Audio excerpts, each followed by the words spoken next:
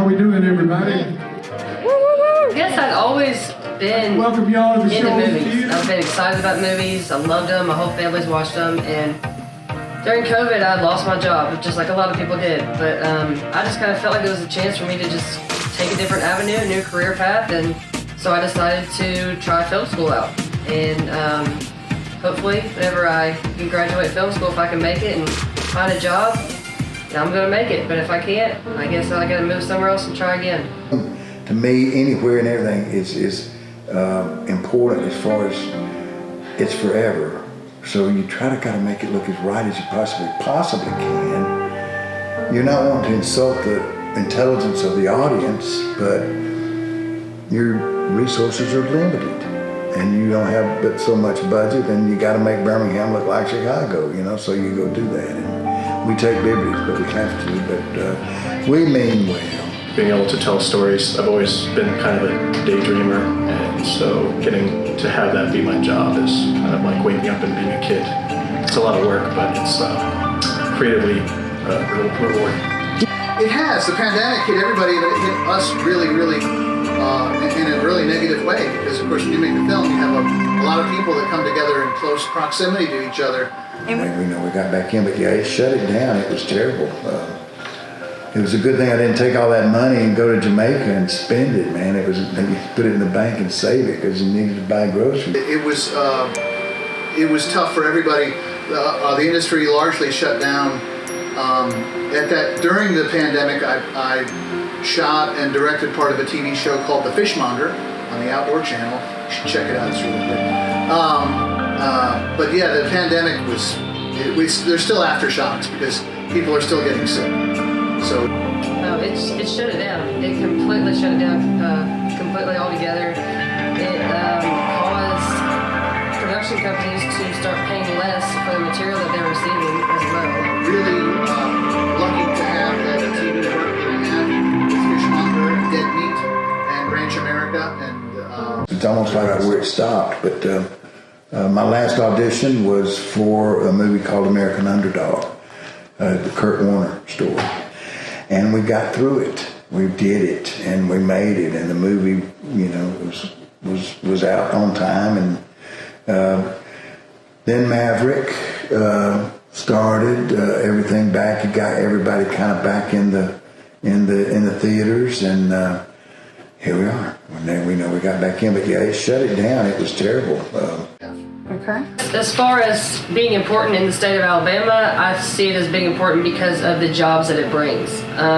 People think of jobs in the movie industry just being, you know, whether you're behind the camera or acting, and that's not the case. You have makeup artists, you have lighting, you have construction, you have art department. I mean, there's so many different fields and avenues you can take just in the film industry that people just don't even think about.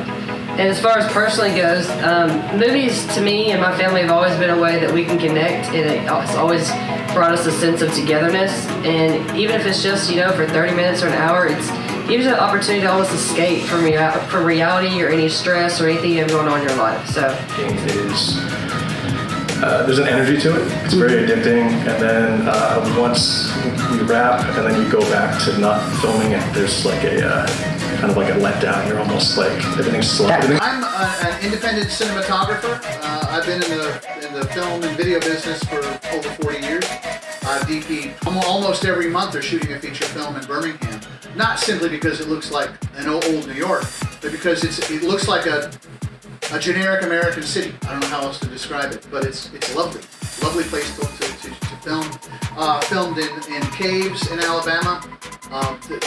Mock caves anywhere in the world. We even did a desert scene in a sand and gravel pit in Birmingham. And then of course beach scenes down at the Gulf. The tax breaks are good. They're not great, but they're good.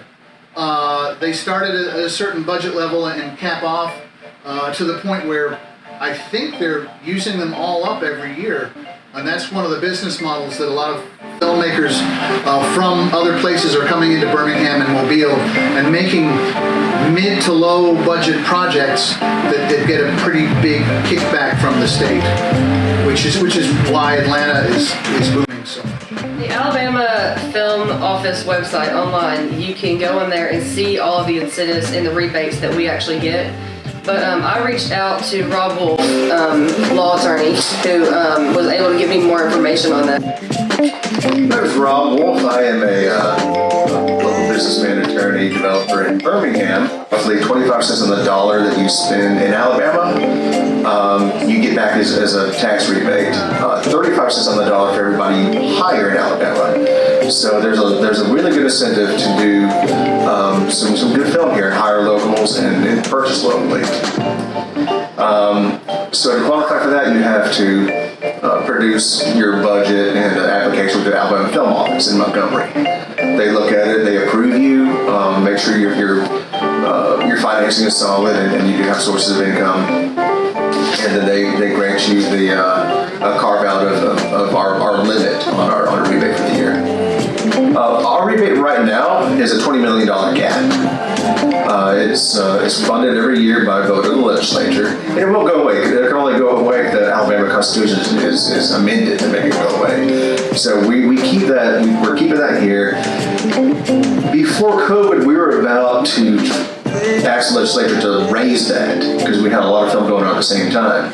We're just now recovering after COVID, but that's $20 million cap, and each film has a cap to how much money they can qualify for. Because the Alabama wants to get level playing field. If you have a $30 million movie, they want also to support $3 million movies and $1 million movies. Thing that I've noticed since I've started working in the industry many years ago is more work. More work leads to a bigger talent pool of professionals that know how to do the job, and that's always been the downside because we're not LA, we're not New York, so we don't have big camera rental houses, big grip rental houses. We have them a few hours away, but we don't have them here because there's not enough work to keep those people busy. But since we've gotten busier, there are a lot more crew members that really know what they're doing and have a lot of experience in the various departments. That was part of the planning or not, but I'm glad that it happened that way. Pros and cons to every crew, but I think the unit, like I said, some of you guys have worked together already, so you could tell that kind of unity worked, but also it's all about experience gets you so far, but there's effort and really the desire to be doing what you're doing, and I feel like the crew really had that. Somewhere new or just somewhere other than where I live is always an experience. This is where you want to be. What we have here is a really good, robust, eager crew system. We have locations that you would not believe. Downtown Birmingham was served for 1930 Montreal, 1980 LA. Orange Beach was Venice Beach. And we have, anywhere you look, you have, downtown LA, you have Mayberry, you have, inner city, and you have all the farmhouse locations, country, and big cities that you could ever want here. And one good thing about Alabama is this industry is so nascent that it's easy. It's easy to get access to cities, locations, municipalities, renting production offices. In Atlanta, it's difficult. In LA, it's darn near impossible.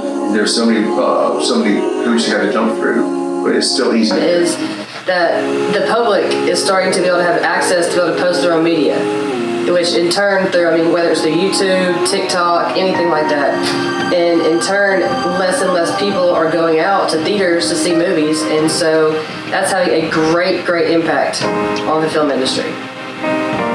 Out to former directors that I have worked for, like Michael Casey. I think a lot of it, because very little is filmed in LA now because of tax credits. So tax credits is a big thing. That's one thing. And then also crew. I mean, if we're shooting in the area, where is the crew coming from? Do we have to fly the crew in, or is it close to like one of the film meccas, if you will? So that's important. I mean, I'm less worried about the setting, like, I wrote the script, so it has to be filmed here. It's more about what is logistically and financially beneficial to the film. I'm working on an indie feature film, like a horror comedy that we're going to shoot here in Alabama. Well, they're coming around. It's not going to happen overnight, but you build it, they will come. That's that's what we've done, and they're coming, and it's more and more each day, and also too, the resources that this state has, you can't hide those. Are really, really good, and they don't have to hire crews in LA to shoot. We've got filmmakers, we've got crews, we've got